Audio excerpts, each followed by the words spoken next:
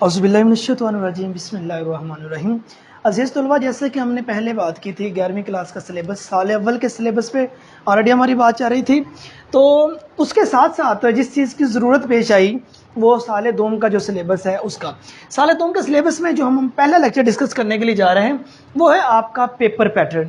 Paper pattern में देखा जाए सबसे पहले हमारे पास हिस्सा है मारूसी। सवाल नंबर 1 का हिस्सा है मारूसी है, ये 5 नंबर के दूसरा हिस्सा मारूसी है, 20 नंबर के एमसीक्यूज आते हैं और इसके 4 पार्ट होते हैं, 4 हिस्से होते हैं, जिसमें सबसे पहले है हिस्सा नसर। इसमें 5 नंबर के जो आपकी 10 की किताब होती है ना, उसमें से 5 नंबर के एमसीक्यूज आते होते हैं। ये हमारा हिस्सा अव्वल है, पार्ट 1 है। और उसके बाद है ग्रामर में मुताबिकत के असूल। मुताबिकत के असूल में से 5 नंबर के एमसीक्यूज इसमें से आएंगे और इसके साथ इमदादी अफ़आल 5 नंबर के एमसीक्यूज इमदादी अफ़आल में से आएंगे। और उसके बाद रमूज़ औकाफ, मुख्तलिफ अलामात हैं जहाँ ठहरा जाता है, रुका जाता है, तो 5 नंबर के जो एमसीक्यूज हैं वो रमूज़ औकाफ में से आएंगे। तो सो जो हमारा हिस्सा मारूसी है तो इस तरह उसके 20 नंबर कंप्लीट हुए, 20 नंबर मुकम्मल हुए। हिस्सा मारूसी के बाद जो हमारा दूसरा सेकंड हिस्सा आ जाता है वो है हिस्सा इंशाई। हिस्सा अंशाई में हमारा सवाल नंबर 2 जो है वो हिस्सा नज़्म और हिस्सा गज़ल अशआर की तशरीह है। अब जो हिस्सा नज़्म है इसमें अशआर की तशरीह कैसे है कि 1 नंबर नज़्म के उन्वान का और 1 नंबर है शायर के नेम का। उसके बाद 2 शेर आएंगे, एक ही नज़्म से आएंगे, 4 नंबर की उनकी तशरीह होगी। सो हिस्सा नज़्म जो आएगा उसमें से तशरीह 10 नंबर की है। हिस्सा नज़्म के साथ है हिस्सा गज़ल, 1 नंबर शायर के नाम का और उसके बाद 3 शेर आएंगे जिसकी हमने तशरीह करनी होगी 3 नंबर के। सो इसी तरह सवाल नंबर 2 जो अशआर की तशरीह है वो 20 नंबर की हो जाएगी, जिसमें से 10 नंबर हिस्सा नज़्म और 10 नंबर हिस्सा है गज़ल। उसके बाद हमारा सवाल नंबर 3 है इक्तबास की तशरीह करनी, पैराग्राफ की तशरीह करनी।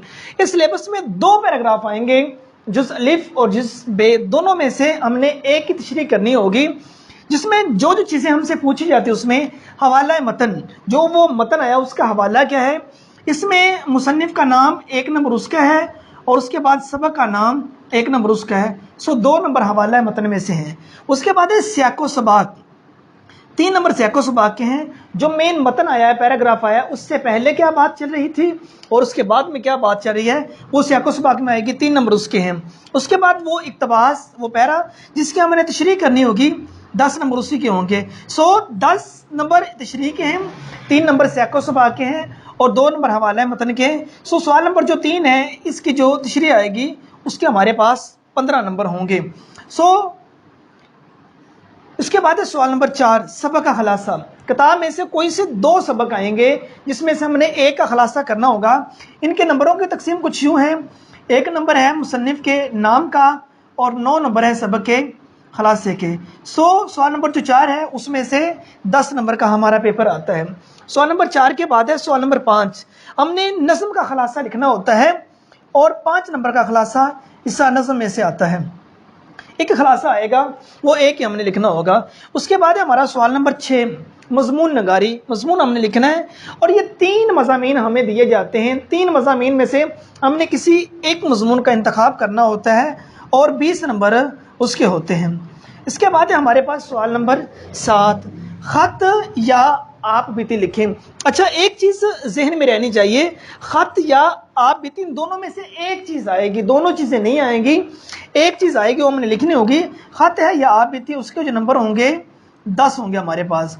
सो डियर स्टूडेंट, जो हमने बात की सेकंड ईयर के साल दोम के सिलेबस की बात की कि 20 नंबर का हिस्सा है मारूजी है और 80 नंबर का हिस्सा है अंशाई है। ये पेपर पैटर्न सारा आपके सामने डिस्कस किया गया है। तो इंशाल्लाह वेरी नेक्स्ट हमारा लेक्चर आएगा वो ग्रामर पे आएगा। ओके, अल्लाह हाफिज़।